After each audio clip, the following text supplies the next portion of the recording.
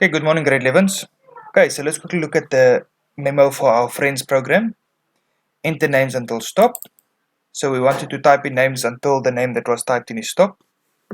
So initially we'll start the arrays we created was an array called friends, 50 maximum spaces, all of type string because it's words we're typing in. And then we've got our queue to keep track of the amount of values or the amount of names we've got in our array. We start queue at 1, then we ask for the first person's name. So we'll type in his name. Then we will start with our while loop.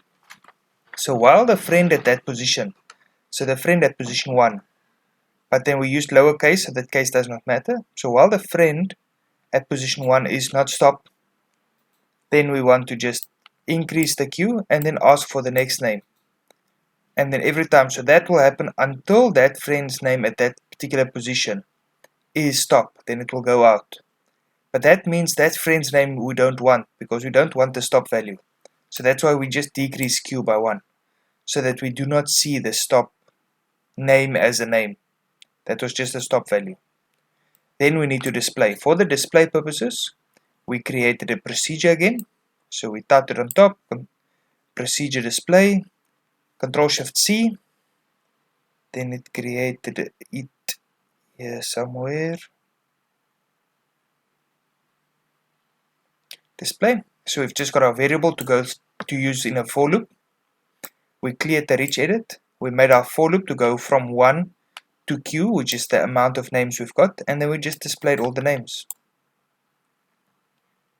Alright, then our next button, if we wanted to add one name, we just had to increase our queue because we've got one more name, and then q is at the next position. That means q is at the first open position in our array. So then the friend at that position can then just get the value, the new value, and then we can just display again. With our read button, so we want to read from a text file. So we need our text file variable.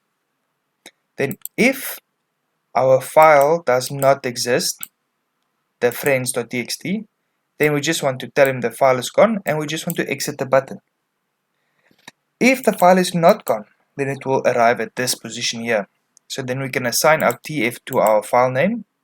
We can reset tf, opening the text file so that the cursor is at the start of the first value, so we can start reading. We start at q so that we can first check if we're not at the end of the text file. If there was nothing in, maybe then q is still 0. But if we're not at the end, that means there is a value inside. Then we want to make q one more, so we're at the first position, then read the first name, read out of tf and put it into the first name. Check if we're at the end. If we're not at the end, q becomes 2, read the next name.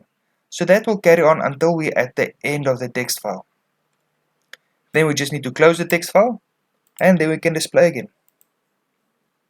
To remove one name, remember for remove, try to remember the sequence in test time. It's 4E4. The first 3 pieces is our normal search. So we'll ask him, which name do you want to delete? We've got our for loop to go through the whole array. And then we checking each value in the friends array at the for loop position to see if it's equal to the search. Once we found the one we want to delete, then we've got a for loop that starts at I and it will go to just one before the end, because we're going to take the next one and put it in the previous one's place so that we overwrite the one we want to delete and move every following value just up 1.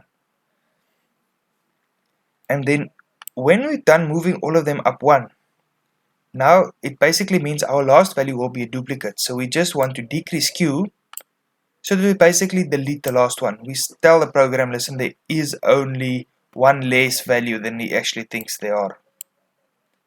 And then when we're done with all of that, then we just display. Importantly, just remember this value, decreasing the q, must be inside our if. It must be in the if. Sort alphabetically, it's a normal sort. For sort, remember it's for if. So for I until q is less than 1. And then for j starts at I plus 1 up until q. And then if our friend at I is greater than friends at j, then we just want to do our swap. So we put friends I in temp, Then we can put friends J into friends I, and then we can put them back into friends J. Basically, how Delphi works with this, it looks at the ASCII values of the characters and adds them together of each name. So it actually works exactly the same as with integers or doubles. When we want to sort reverse alphabetical, it's exactly the same thing. We just changed our symbol in our if. For our search name, so again, that's our search part. So we ask him which name are you looking for. We've got our for loop to go through all the positions, and then we look if search or if the friend at that position is equal to the one we're looking for. Then we just want to show the person's position. Changing the name, again, search. So ask him which name do we want to change. I have our for loop to go through the whole thing. If the friend at that position is equal to the one we want to change, then we ask for the new value and give that to that particular friend, and then just display at the end. And the last one, to calculate. When we want to calculate the longest name, so we're going to assume the first name is the longest. Then we do our for loop to go through the whole array. Then we compare the length of each following friend with the length of the longest one. And every time if the friend's name is longer than that name, then we'll give that friend's name to high.